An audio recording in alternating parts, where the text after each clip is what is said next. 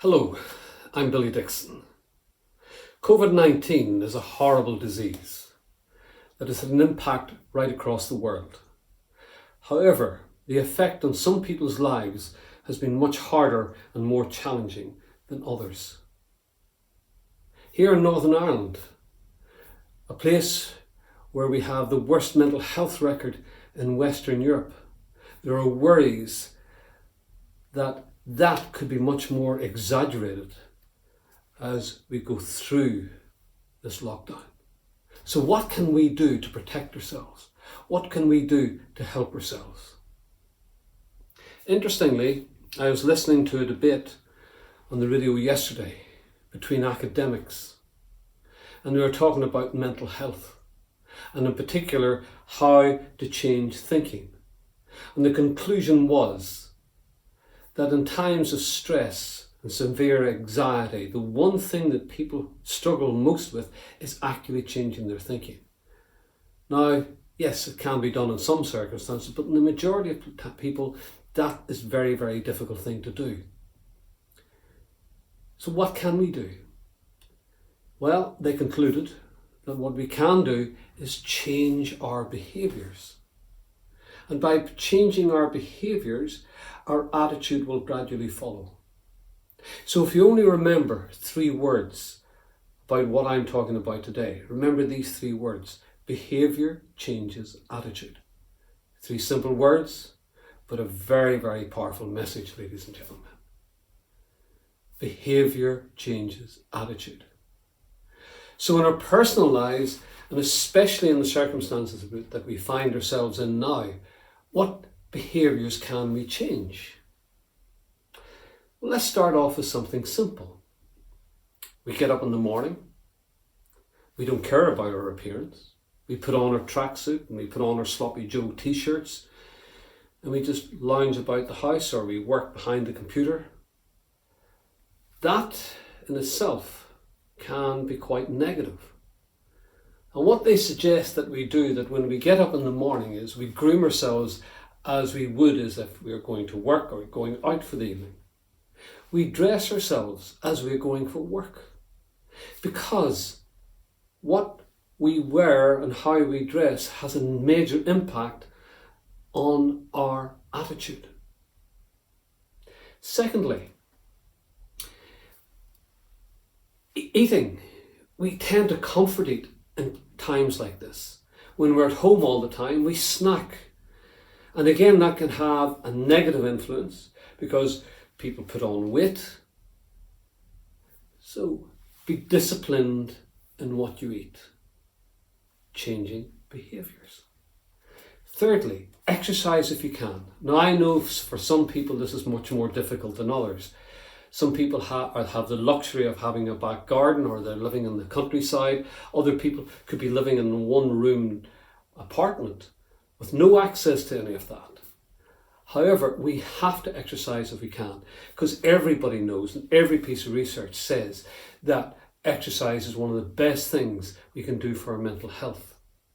That exercise could be a simple walk if you can, but it could be push-ups on the floor.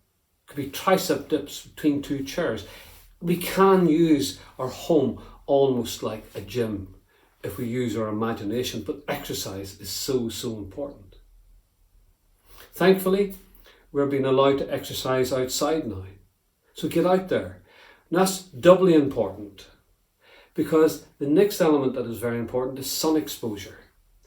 Now, I don't mean lying in the sun for hours and hours, which can do damage to the skin.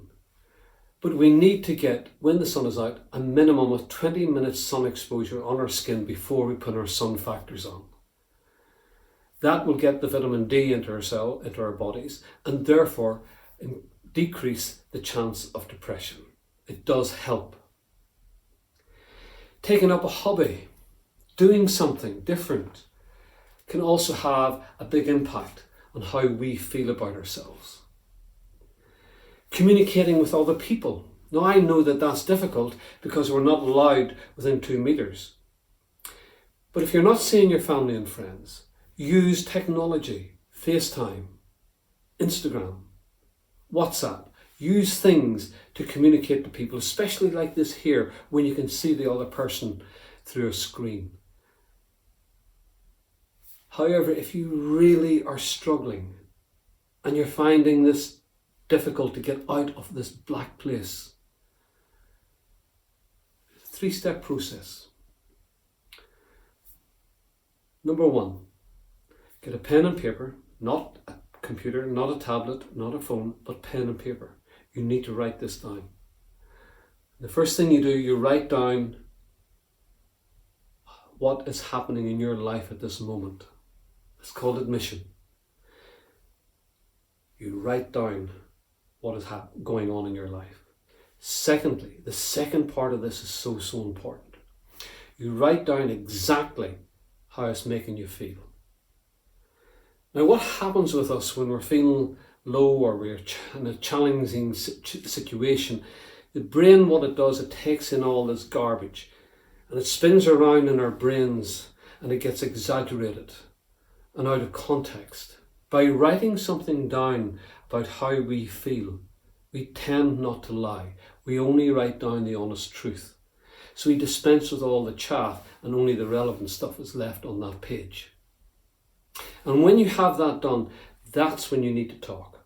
You find somebody you can talk to and trust and who is non-judgmental, and you tell them how you feel.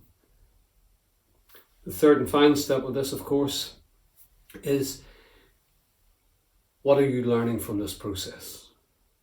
This process is teaching us all things we probably didn't know about ourselves. So what are you learning from this whole process? What is this teaching you? Another big one that I have found particularly useful is getting back to nature again. Communicating with nature, getting in there and looking at what's happening, going on around us, especially at this time of year when it is spring, all the animals are out there, the birds are nesting, the songbirds. It's fantastic, ladies and gentlemen. It's like a tonic. So if you're lucky enough to be in an environment where you can go and experience that, please do. Please do. I could go on at lengths about what to do and what we can do to help ourselves. And I don't claim to have all the answers. I don't think anybody has in a certain circumstances like this, because there are things going on out there that don't bear thinking about: domestic abuse, alcoholism, and so on and so forth. Those are issues, much bigger issues than we can talk about here. But if you can, remember those 3 words and tell everybody. Behaviour changes attitude, ladies and gentlemen. Because if you can change your behaviours, gradually what will happen, your attitude will follow. It may not be the complete answer, but at least it's a start. And no matter what happens, please, please look after yourselves. Look after you.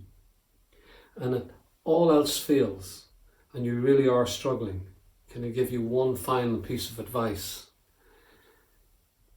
Help others.